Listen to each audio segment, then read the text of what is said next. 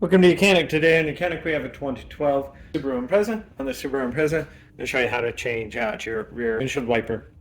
So say your wiper is worn out and you need to replace it. This one's really easy. You're just going to pop this arm up like that. All you got to do is turn this, and if you rotate it completely at a 90 degree, it pulls out the locking mechanism, and then you would just be able to get your new one. And you go in the reverse order and put back on, and you're going to notice these little two notches. They go on the bottom side. That's what locks in right down here.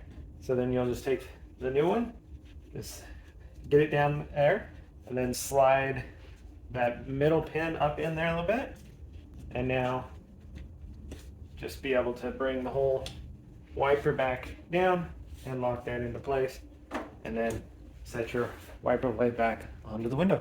And so that's how you replace your rear wiper blade on your Subaru Impreza. Thanks for watching YOUCANIC, where you can be the mechanic.